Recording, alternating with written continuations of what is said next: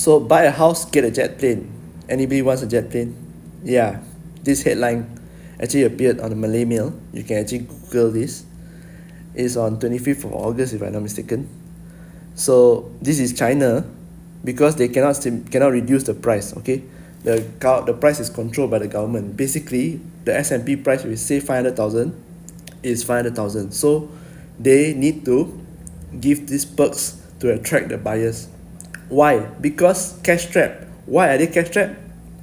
Simple, their product not moving. The overhang too much. That's it. Okay? Sounds familiar, right? Sounds familiar here, right? Overhang too much. When the developer cannot reduce the price, if you buy tower 1, 500,000, tower 2 should be what? 600,000. You dare to reduce the S&P price of 600,000 to 500,000, the tower 1 buyers will come with pitchfork to your office.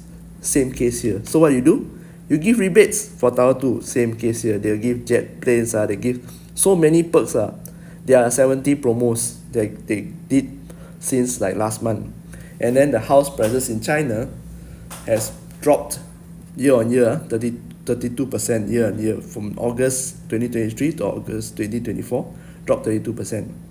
So how did we come to this? I don't know whether you all remember the fiasco in China of Evergrande. Evergrande is the largest developer in China, largest private developer in China. The Chinese government didn't go in and save them, just let them bankrupt. Okay, and then the Chinese government even introduced the 3 red line policy. The 3 red line policy to protect the buyers. You see, China has been enjoying double-digit growth for a very, very long time, and this is due in part to their real estate industry. Sounds familiar like us?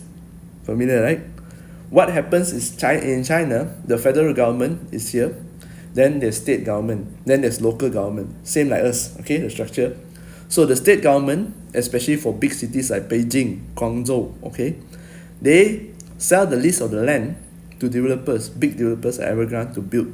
So when they sell the lease of the land, right, they build, then there's coupled with, they sell, then there's economic activities, right? So banks can lend and people got jobs, so they start building like mushroom.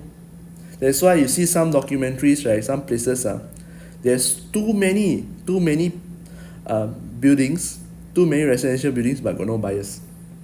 Same thing, okay?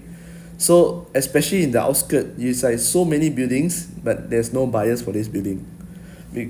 They have been overbuilt and oversupplied. The thing is, the Chinese government noticed this. So that is why the 3 red line policy came.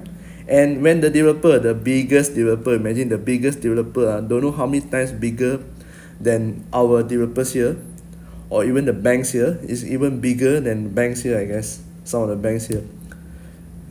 The Chinese government tell them, enough is enough. We are not going to save you from bankrupt.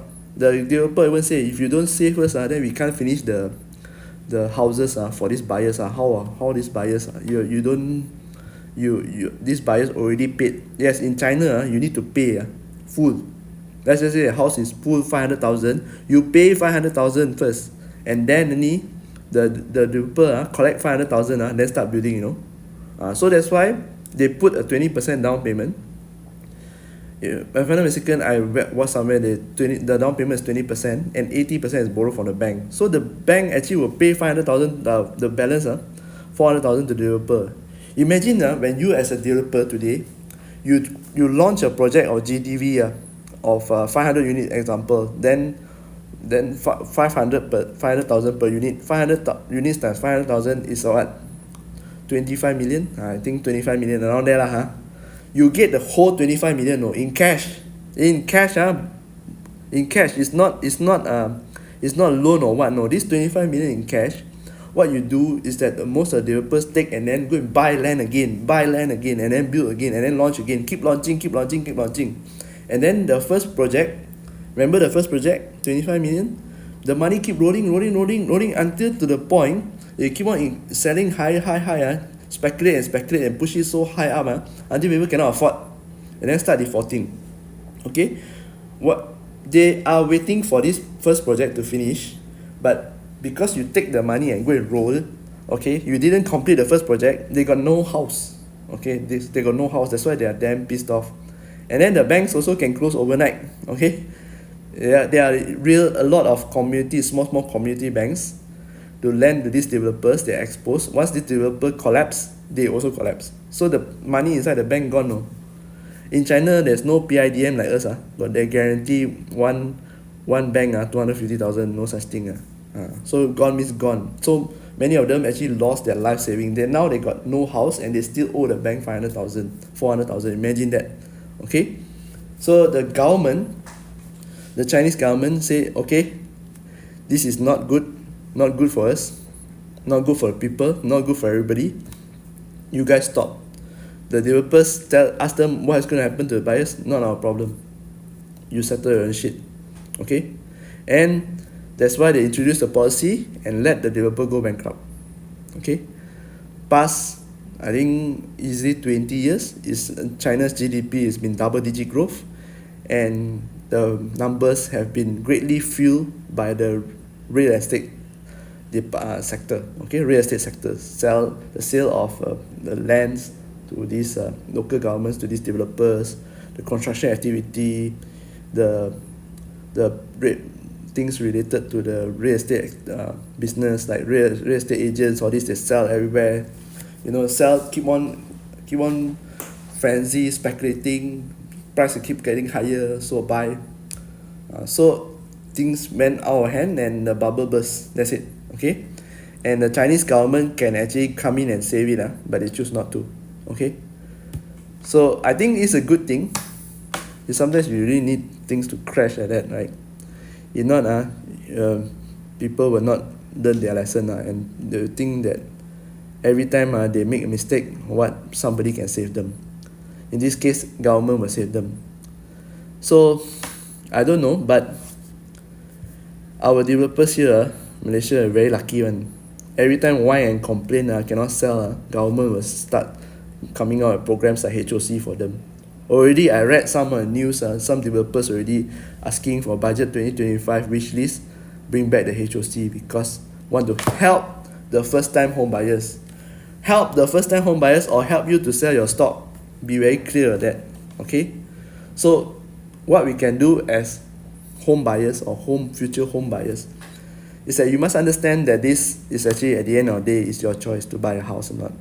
So do not simply commit to buying a home when you're not ready. Make sure you are ready to buy a home before you commit to buy a home, because a buy a home, and again as I say, it can drain you a lot of cash, and you will be poor. You will continue staying poor if you buy a home when you're not ready. Okay, so I hope this explanation and this news give you some food for thought in terms of this real estate market and how it affects our economy. Malaysia is not very much different from China. We really depend a lot on real estate sector to boost our economy. We really depend a lot on debt to boost our economy, okay, to boost our GDP. Personal is a consumption. GDP is based a lot on consumption, but that is a big picture. I just want you as a consumer to understand that every time when you look at this kind of news, remember the choice is yours, because at the end of the day, that's going to pay the loan is you.